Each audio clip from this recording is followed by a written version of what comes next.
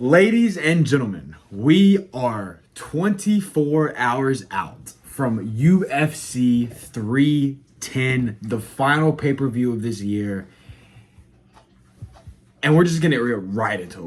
We're gonna dive straight into it. This is the official picks, predictions, and overall analyzation of UFC 310. I'm just gonna go over the fights with you guys in depth. I know we broke this down a little bit on the last video, but we're gonna go a bit deeper this video. Our nicotine pouch of this video is different from last video. We're not going with a Zemo. I've recently fallen in love with Rogue. I really like this brand. We're gonna pop a 6 milli cinnamon Rogue. That's gonna keep us locked in for the duration of the video, you know? It's currently 8:37 p.m. and I've had like 11 hours of sleep in the last 48 hours. So I'm not gonna lie to you, I'm struggling a little bit. However,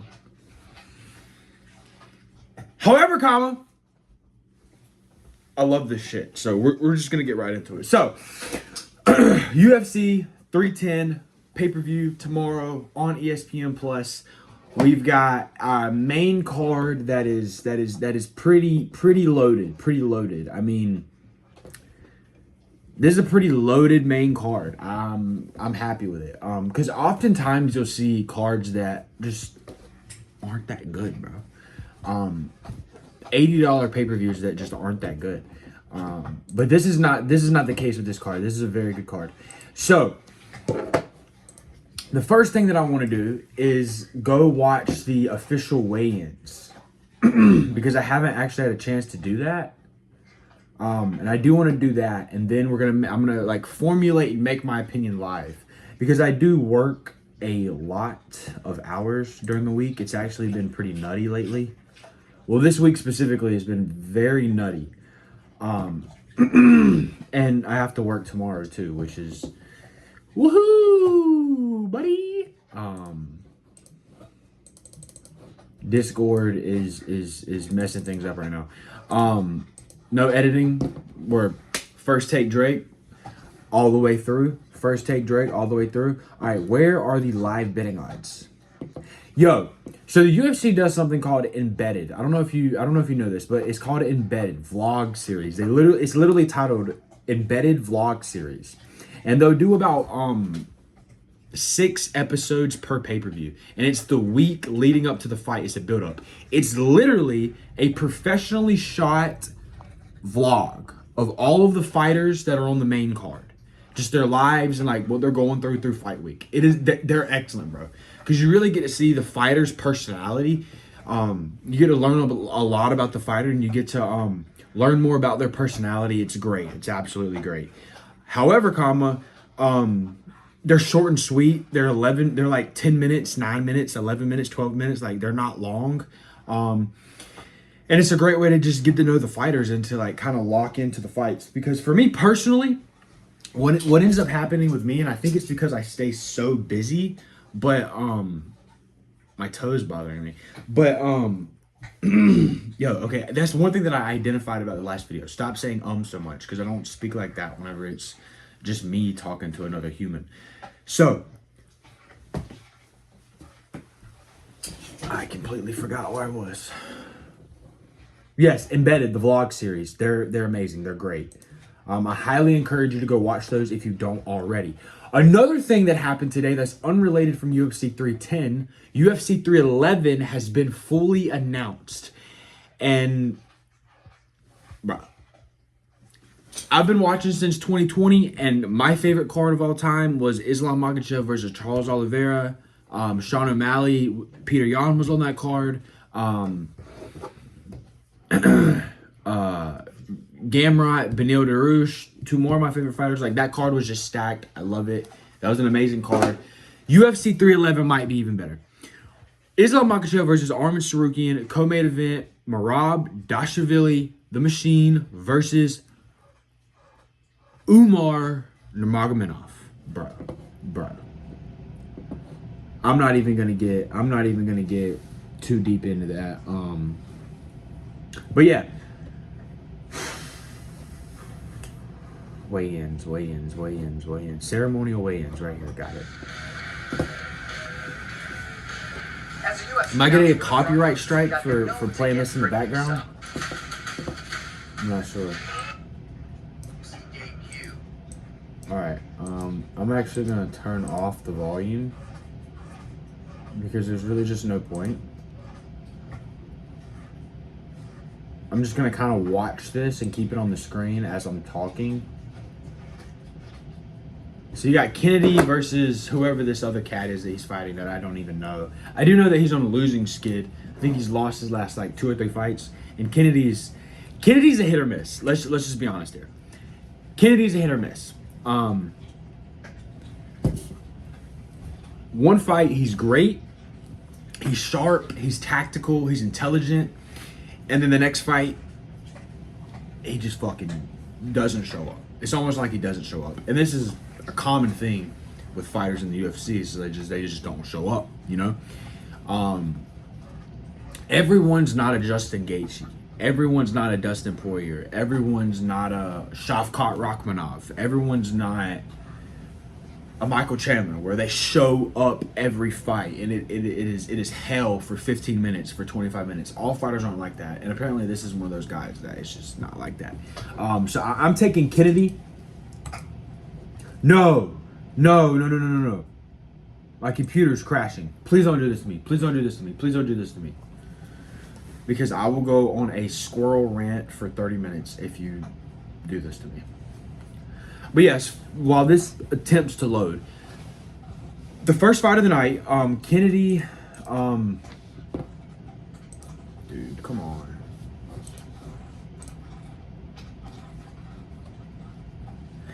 I'm taking Kennedy. I think Kennedy's going to be too big. I think he's going to be too long. I think his striking is going to be just too much for him. Kennedy's not a small guy for light heavyweight. He's a big guy.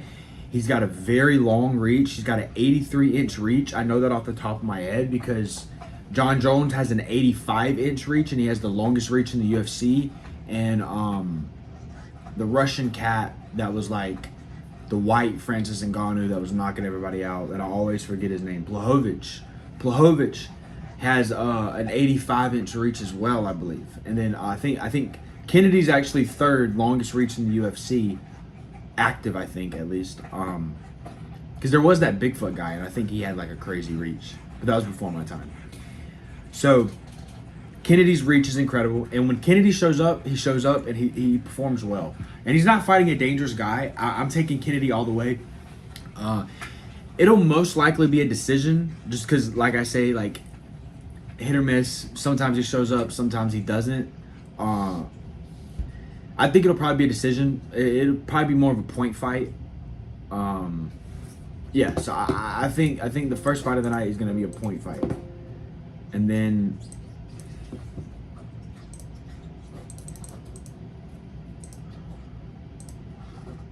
I'm sorry guys, my computer is,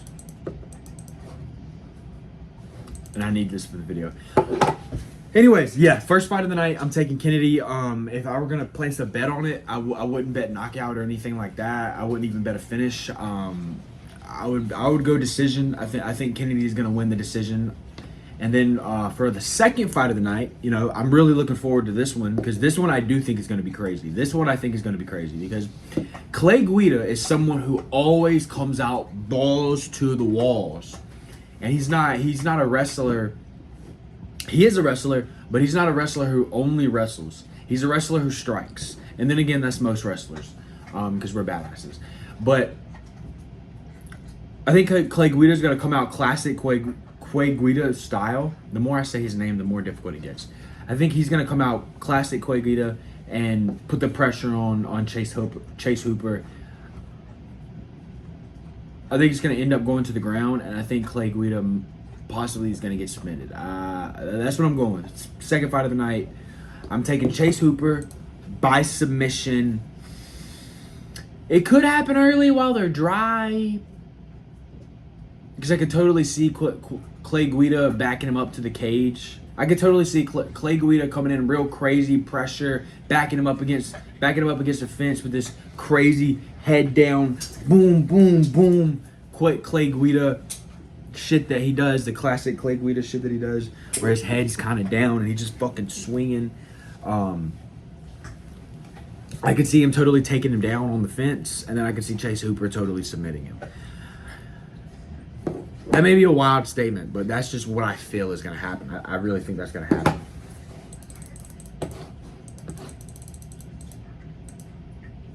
Wow, this is very annoying.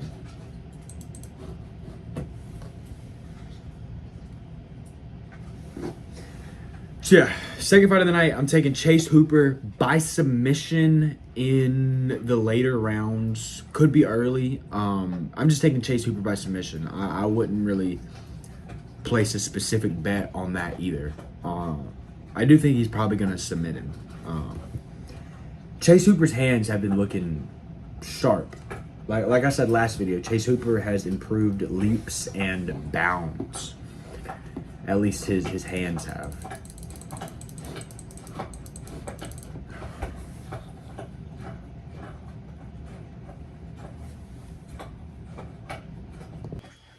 And we are back. We had some technical difficulties, but everything is straightened out now.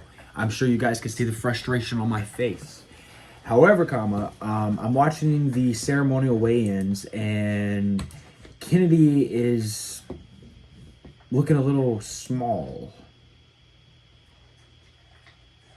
Yeah, he looks lean, sucked out.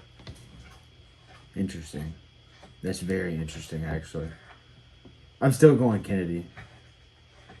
Okay. Chase Hooper's starting to get a body on him.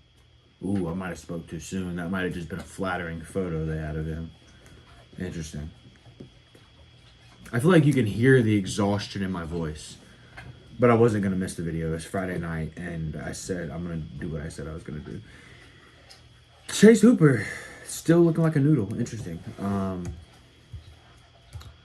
See how Clay Guida looks. Definitely bigger than Chase Hooper. Yo, Chase Hooper is a 155er? I swore I thought he was a 145er. I thought Chase fought 145, not 155. That's crazy. Chase has got a big height advantage. Big height advantage. That's crazy. I didn't realize that. Oh, shit, dude. Clay Guida is 5'6" and Chase Hooper is 6'1". Yo, that is crazy. 74-inch reach for Chase, 70-inch reach for Clay Guida. I didn't realize that. Clay Guida is also 42. Chase Hooper's gonna win this fight. I'd put money on that. Lightweight. Nope. Chase Hooper's always been a lightweight. Nope. I was right. I was fucking right. I'm not crazy. I fucking knew it. He was a featherweight. He was fighting featherweight in 2022. Don't fucking play me. I know my shit. Yep. 2019 was his UFC debut. He got a TKO in round 1 over someone nobody's ever heard of. And that was at featherweight. And then he had 2 fights in 2020 that were also at featherweight. And then we had 1 fight in 2021 that was at featherweight. And then we had 2 more fights at featherweight in 2022. And then 2023 is when he started fighting lightweight. His first fight at lightweight was in 2023. I think he should go back down to featherweight. Lightweight's going to be too difficult for him. I don't see him be... no. Lightweight's too deep. You got to get out of there, man. The top 15 of the light heavyweight division is murderer's row, bro. Murderer after murderer after murder. Bro, you got to think, dude. The number 15 guy is like Money Moicano. Like, Moicano is like ranked like 15. Like, do you know who you're dealing with? Like, that division is so deep that Dan Hooker is ranked like 13 or something. That's how deep that division is. So in a division where Dan Hooker is ranked number 13, You might want to get out of that division, man. You might want to get out of that division. I've said it since the beginning of time. The 155 division is the most stacked division by far. It's not close. So yeah. Anyways, back to UFC 310.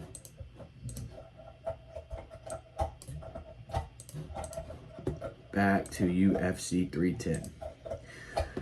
So we're gonna skip over a few fights. Chris Weidman, Eric Anders. I don't really have anything to say about this fight other than it's been rescheduled once. I'm not a big Chris Weidman fan. I'm not a big Eric Anders fan. This fight isn't entertaining to me. Both of these guys are on skids. Both of these guys are old. Chris Weidman's 40. Eric Anders is 37. I mean, what are we doing? Some senior citizens that should probably already be retired, or I don't want to be negative, but I mean, this fight just doesn't do anything for me. And who knows? Maybe I'm wrong. Maybe I am wrong, and this is going to be an absolute war. And tomorrow night, I will be tripping out watching this. Possibly. Probably not. Not likely. Wouldn't put money on this. I think that the loser, this is probably... If Chris Weidman loses, I think he retires, for sure. Eric Anders, I don't know. I don't know about him. I do know that he used to be a drug addict, and he's apparently not a drug addict anymore, so I don't know. Maybe he can turn it around. Who knows? Moving on. Vicente Luque was supposed to fight Nick Diaz. Now, I don't want to see Nick Diaz in the Octagon again. I don't like the Diaz brothers, and I specifically don't like Nick Diaz going back in there after his last fight. It was pretty bad. Stay retired. Make money some other way. I know the Diaz brothers love weed. Come out with your own weed brand like Mike Tyson did. Do something, bro. Do something. Like, don't come back and fight. Like, I don't like seeing guys get beat up. Like, watching Tony Ferguson fight sucks, man. Like, it sucks watching Tony fight because Tony was a legend at one point. Like, they called him El Cucuy. Tony the Boogeyman Ferguson. Tony El Cucuy Ferguson. Like, bro, he was literally called the Boogeyman. Like, he was literally the Boogeyman in the 155-pound division. Like, some of the greatest fights ever. Like, Tony Ferguson versus Anthony Pettis. Tony Ferguson versus Justin Gaethje.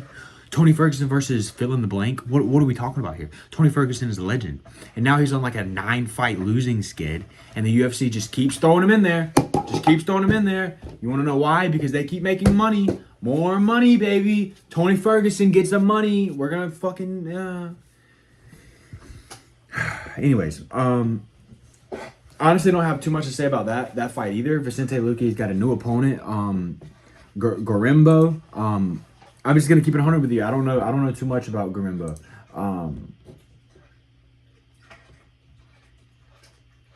So yeah, this is a matchup that I'm not particularly. AJ Fletcher submitted him in round 2, and then he had a decision against Takashi Soto. And then he won 2 more decisions. I think Vicente Luque is going to pull that out. I think it'll be a decision. Vicente Luque has really fallen off. Vicente Luque was on a solid title run. Beat the current champion, Bilal Muhammad. So, Vicente Luque was legit. He was the truth at one point, but not anymore. He's on a down skid. He's only 33. I think he wins this fight. I think he wins this fight by decision, and I think it might be close. So yeah, that's what I have to say as far as that fight goes. And then whenever it comes to Brian Battle, Randy Brown, we are gonna come right back to that one because I'm gonna skip that one for now. We're gonna come back to it. Okay, moving on to we're gonna go ahead and I'm not doing these in order.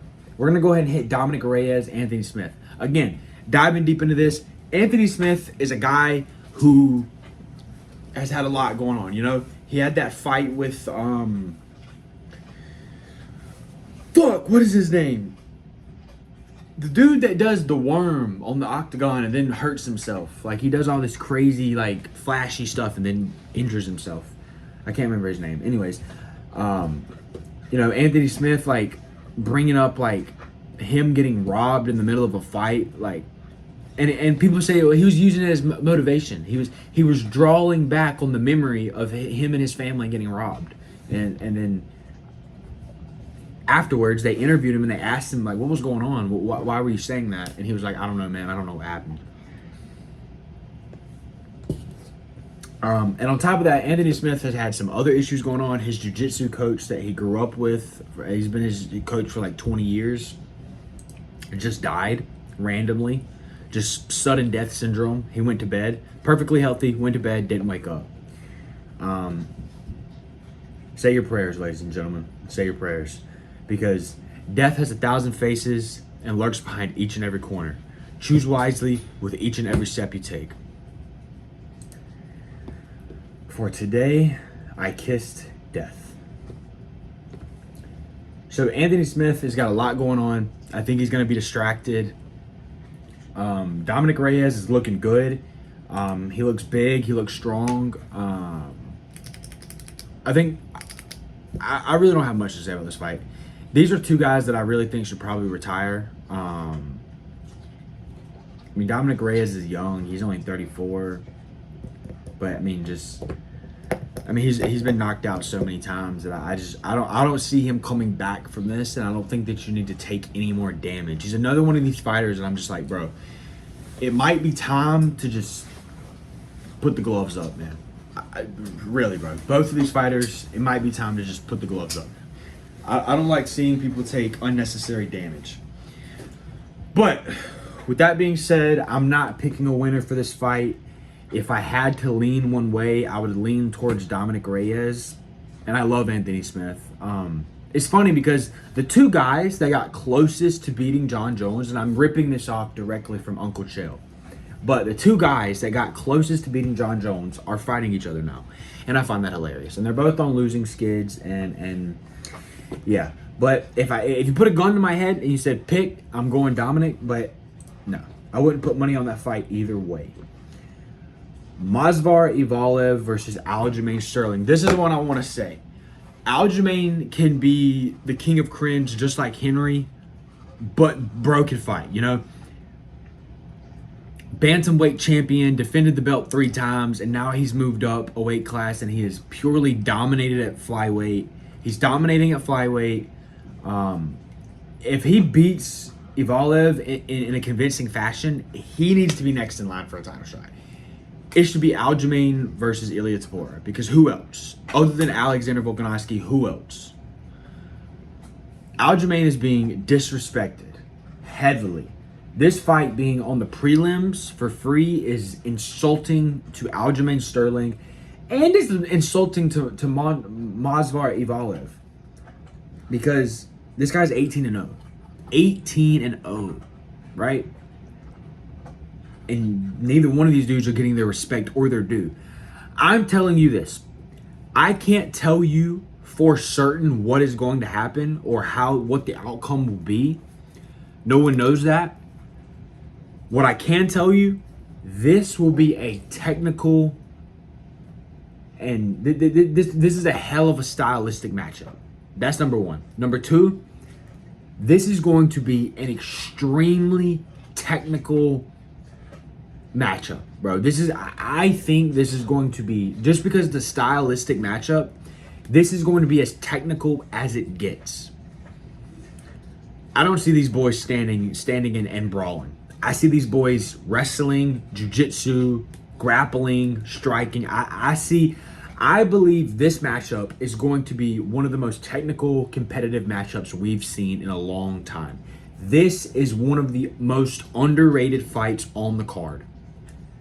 This is the most overlooked fight on the card. These are two of the best athletes on planet Earth, two of the best fighters on planet Earth, going head-to-head for 15 minutes tomorrow night on the prelims. They will be fighting at approximately 8:45. I'm telling you, do not miss this fight. It is going to be extraordinary. If you don't know, now you know.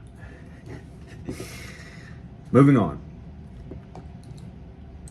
Main card. All right. Nate versus Duho. Again, not much to say about this fight. Duho, I don't know much about him. Nate Landwehr, on the other hand, though, I think he's gonna pull this off. I think the stare down was pretty significant there. I didn't know I didn't know Nate was 36. That's interesting. Yeah, not much to say here. I'm taking Nate. I think he's gonna be too much for him, too much volume. Nate never gives up. I think he'll break him. I think he'll win. He'll either win a decision or he'll get a TKO stoppage. Moving on. Bryce Mitchell, Mr. Flat Earth, Mr. like hillbilly flat earth. I don't know, man. Bryce Mitchell, hilarious guy.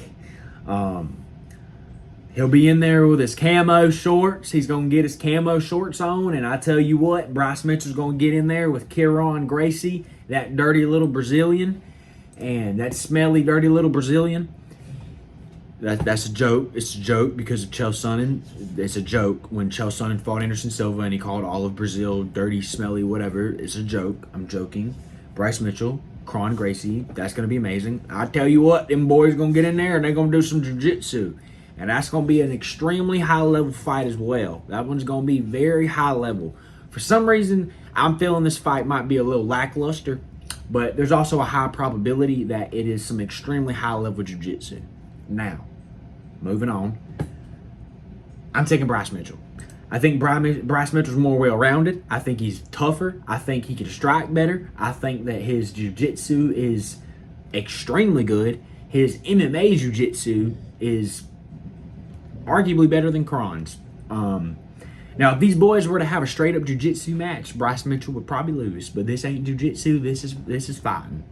This is fighting, brother. Punches, kicks, knees, elbows, all of it goes. No biting, no ball shots, and no tickling. Other than that, you're good to go. So I'm taking Bryce Mitchell, the mixed martial artist Bryce Mitchell, who is a jiu-jitsu specialist. I'm taking Bryce Mitchell over Kron Gracie. Cyril Gane, Alexander Volkanovski. I overlooked this fight. I very rarely am wrong and make mistakes, but this is one of the fights that I made a mistake. I overlooked this fight. I said Cyril Gane beat him last time. Cyril Gane's going to beat him again. I might be wrong about that. Alexander Volkov just defeated Blachowicz, right? The guy that was the white Francis Ngannou that was starching everybody and just murdering everybody. He was gonna knock out John Jones, and he was gonna be all this. He was the guy. And then Tom Aspinall knocked him out dead. And then he came back and he fought Alexander Volkov, and Alexander Volkov pieced him up for I can't remember if it was 3 rounds or 5 rounds, but Alexander Volkov just shut him down entirely. Here's the thing: if you don't go blow for blow with Blachowicz like Curtis Blades and all the other dumbasses did, if you can stop the initial 2-minute onslaught, you can beat him. You can easily outstrike him, right? Alexander Volkov did it. Alexander Volkov looks better than he's ever looked before. He looks sharp right now. He looks good. He sounds confident. I really like how Alexander Volkov looks. I'm still taking Cyril Gane. Cyril Gane is one of my favorite heavyweights of all time. I really, really like Cyril Gane. I really wish he would have beat Francis Ngannou. I wish he would have beat Francis Ngannou. Anyways, Cyril Gane has been working on his wrestling and his jiu-jitsu heavy. I don't think this fight goes to the ground at all. I think this is going to be a striker's delight. I think this is going to be a striker's delight, and I think that Cyril Gane is the better athlete. I think Volkov is the better striker, but I think Cyril Gane is the better athlete. And I think that Cyril Gane has more power. And I think Cyril Gane's kicks are better. Volkov may be more accurate. He may be more accurate with his hands. However, I think Cyril Gane, again, same thing as Bryce Mitchell, Cyril Gane is more well-rounded. Yeah. Yeah. I'm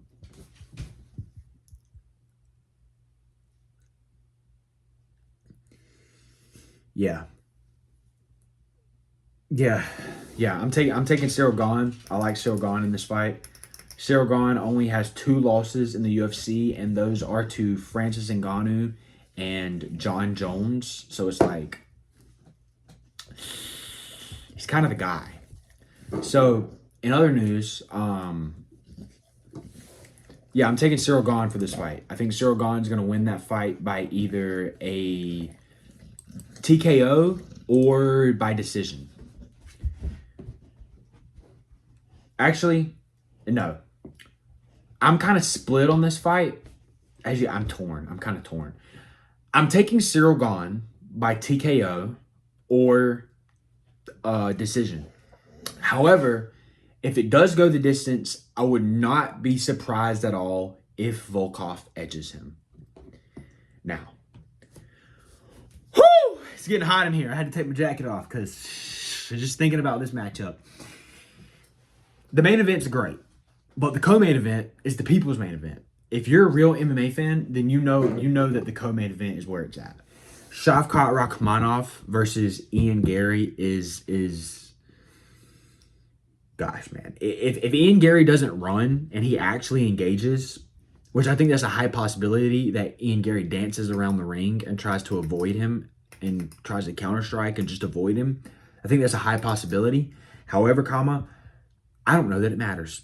I don't think it matters because never in the history of the UFC has this happened before where you have had a guy come in with 18 wins, 18 finishes, 100% win rate, 100% finish rate. John Jones didn't do that. Khabib Nurmagomedov didn't do that. DJ didn't do that. George St. Pierre didn't do that. Anderson Silva didn't do that. No one's done that. No one has had 18 fights, 18 wins, 18 finishes. That's never been done before. Shavkat Rakhmonov is the real deal.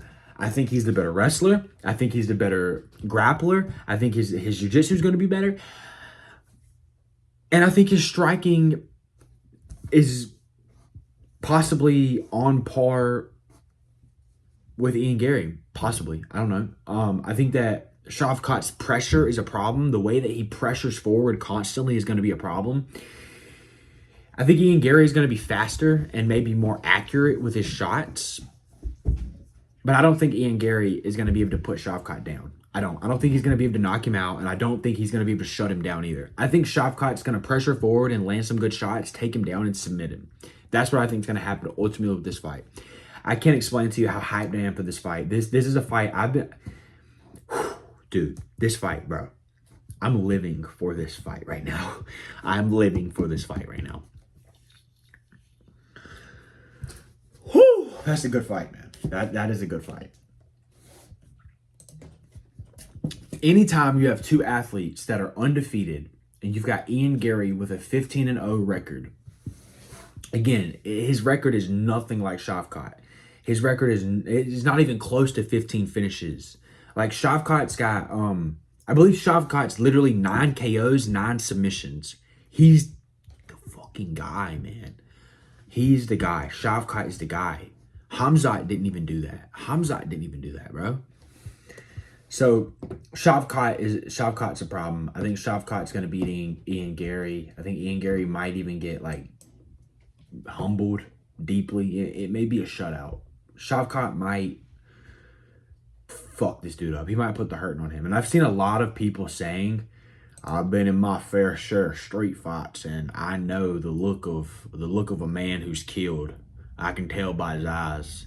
And Shavkat's a man that's killed. He's killed before. I don't know if that's... I don't know about all that.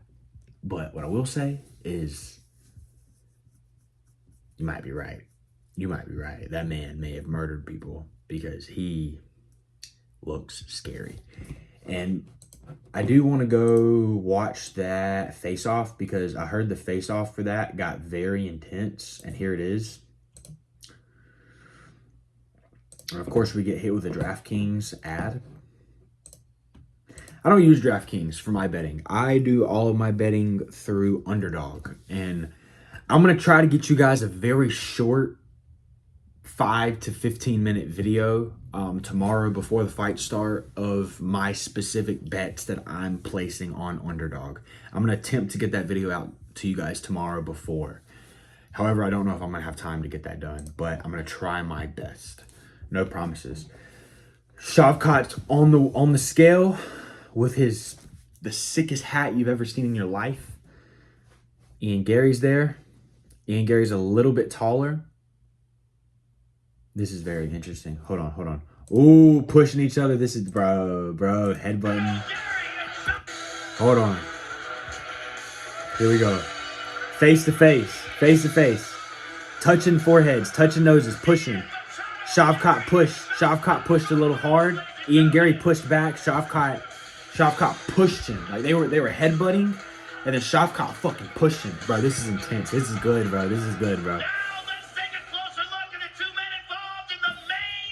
Joe Rogan, my guy. That sexy beast, a sexy gorilla. Anyways. Yeah, I'm taking Shavkat Rakhmonov by decision. I wish that fight was 3 rounds. I wish that was a 5-round fight. That should be a 5-round fight. It might be a 5-round fight. It should be a 5-round fight. If it's not a 5-round fight, that's kind of retarded. Anyways, moving on. Main event. Alexander Pantoja versus Kai. Here's the thing. Is it possible Kai comes in and knocks this dude out? Yes. Is it likely? No. Is it probable at all? No. Is it possible? Yes. Is it probable at all? No. There's not much to say on this one. I'm 100% taking Alexander Pantoja by decision. I think it's going to be a 5-round domination. Kai may have his moments. There may be a few moments where he gets him on skates, but I think Alexander Pantoja is going to, for 5 rounds, dominate this guy. Like, Alexander Pantoja is finished and beat everybody in the flyweight division. Like, he's running circles around him. He's beat Brandon Moreno twice. He's beat everybody. Alexander Pantoja has beat everybody in that division, and now he's lapping the division. This dude is good. He just beat Steve Ercik, and it wasn't competitive.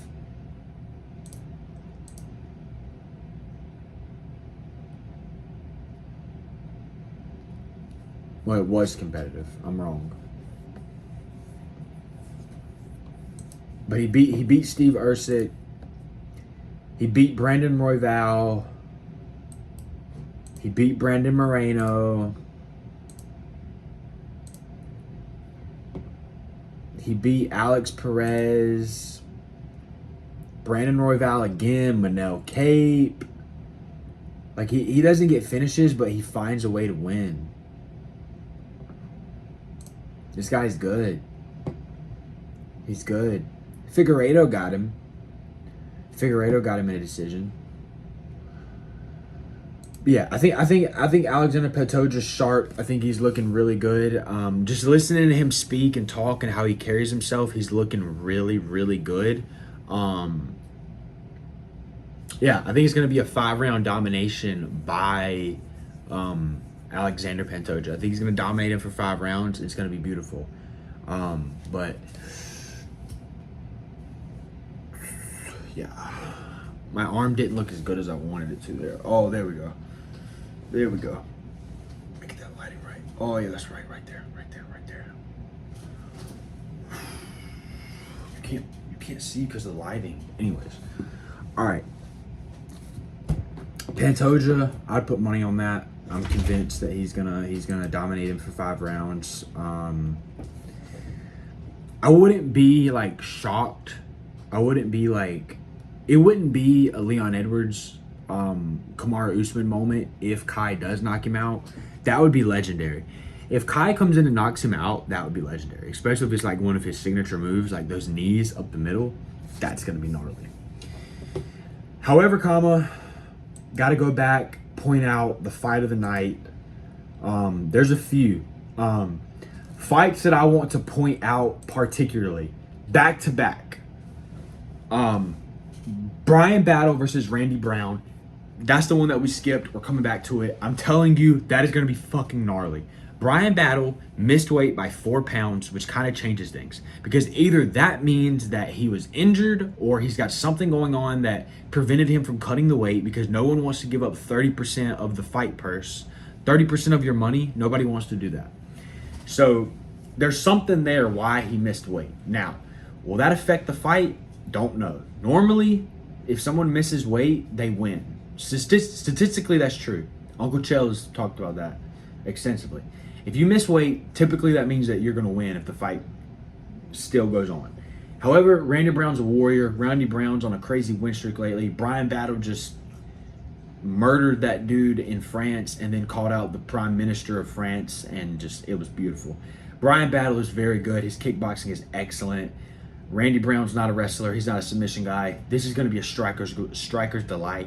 I'm telling you, this is another fight that you cannot miss. It is going down at 8 o'clock tomorrow night, 8 o'clock sharp. Be on ESPN Plus for free to watch the prelims. Randy Brown versus Brian Battle. It is going to be legendary. There's 3 fights of the night. I got 3 fights of the night that I'm specifically putting out. 3 fight of the nights specifically. Brian Battle, Randy Brown, Aljamain Sterling, Movsar Evloev, Shavkat Rakhmonov, Ian Gary. And as an honorable mention, we could even throw in Cyril Gane, Alexander Volkov. Those are my 4 picks for fights of the nights. This is going to be absolutely beautiful. This is going to be a hell of a fight card, ladies and gentlemen. One more sleep. Let's go! UFC 210 tomorrow night, baby. I'll see you guys there. Don't miss it. Let's go, baby. Let's go, baby. I'll see you guys inside the Octagon tomorrow night. Let's go. Let's go.